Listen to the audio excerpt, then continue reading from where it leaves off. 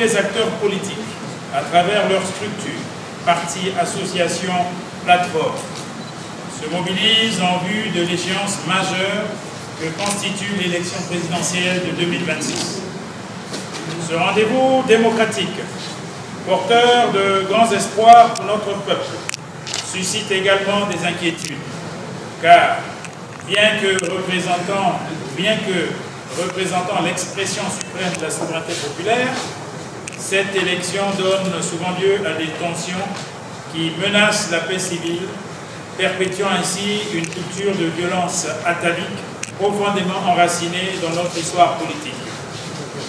Chers compatriotes, le Congo, notre bien commun, traverse une crise grave et multidimensionnelle. Inutile de dresser une liste exhaustive des secteurs en souffrance. Chaque Congolaise et chaque Congolais vit et ressent la détérioration de notre pays. Le Congo s'est bâti, hélas, une triste réputation, celle d'un champion de la kakistocratie. C'est bien dommage.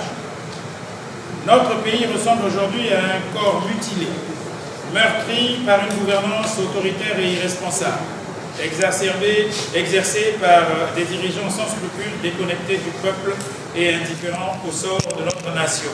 Quel immense gâchis! Un pays ne se construit pas en un jour.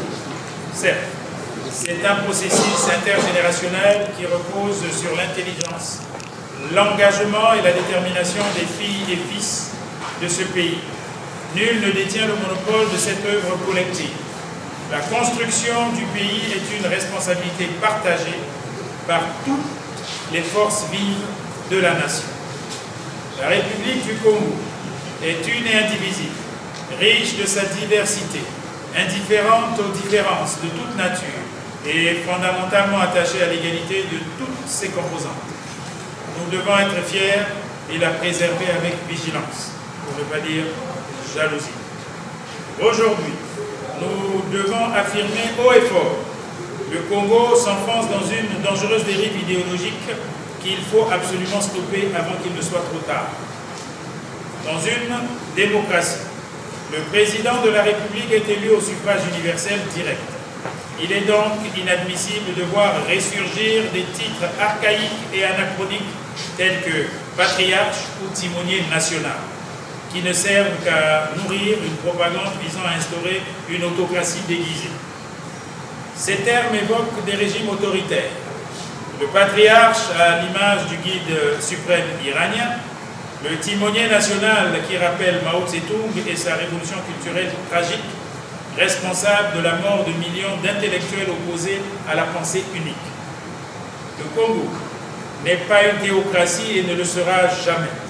Il ne peut devenir un État dominé par une pensée unique qui étouffe la liberté d'expression, appauvrit les esprits et aliène le peuple. Depuis la conférence nationale souveraine de 1991, les Congolaises et les Congolais ont fait le choix d'un idéal fondé sur le pluralisme, le débat contradictoire et la diversité d'opinions, source d'intelligence collective et de progrès. Les qualificatifs de patriarche et de timonier sont des outils cachés d'un système rétrograde que notre peuple ne peut accepter.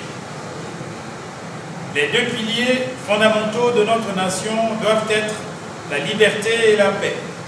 La paix n'est pas un slogan politique attribué à un individu. Elle est un droit fondamental intrinsèque à notre vie commune. Elle ne doit pas être instrumentalisée par la capocratie des gouvernants. Le Congo est et restera un et indivisible. Chers compatriotes, de nombreuses plateformes émergent aujourd'hui, à l'intérieur comme à l'extérieur du pays, pour promouvoir l'alternance politique.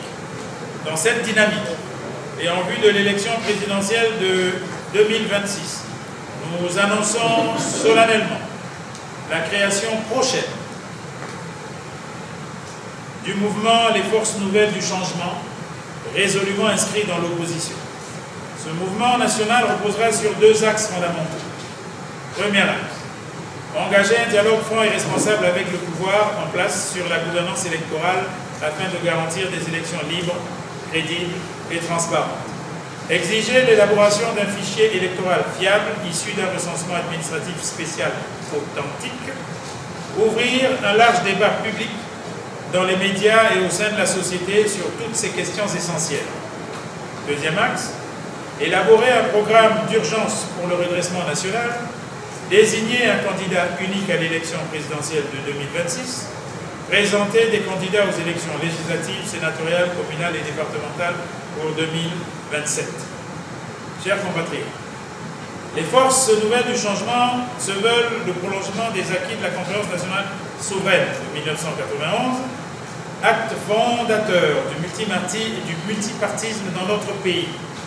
La conquête du pouvoir par les urnes, seule voie légitime, permettra de restaurer notre démocratie et de tourner la page sombre du coup d'État du 15 octobre 1997. Congolaises, Congolais, vous qui vous reconnaissez dans cette vision, vous êtes les bienvenus au sein des forces nouvelles du changement. L'espoir est encore permis. Le choix de l'avenir du Congo vous appartient. C'est vous, le peuple congolais, qui déciderez si notre pays doit redevenir une vraie nation, digne, juste et respectée. Le Congo est riche, mais ce sont ses ressources qui sont riches, pas ceux qui les détournent. Ceux qui veulent instaurer la plutocratie ne sont que des prédateurs économiques. Comme le disait un sage, ce ne sont pas les Congolais qui sont riches, c'est le Congo qui est riche et l'argent, c'est l'argent du Congo. Chers compatriotes, le peuple du Congo, en 2026, par votre volonté, votre détermination, vous changerez les dirigeants de notre pays du sommet à la base. Ce sera le début d'une nouvelle ère où notre nation retrouvera sa dignité, son honneur et sa place, pour ne pas dire sa respectabilité sur la scène internationale. Les forces nouvelles du changement lancent un appel patriotique à la mobilisation partout sur le territoire national et dans la diaspora pour faire de l'échéance de 2026 un véritable tournant démocratique, notamment et surtout pour la jeunesse congolaise. Nous n'avons pas le droit de trahir le peuple. Nous n'avons pas le droit de laisser notre pays entre les mains de terroristes politiques et financiers. Sauvons notre pays. Arrêtons-les en 2026 et 2027. Je suis disponible pour répondre à vos questions. Comme l'a dit la chargée de la communication, j'invite également avec ouverture les responsables politiques ici présents à s'exprimer.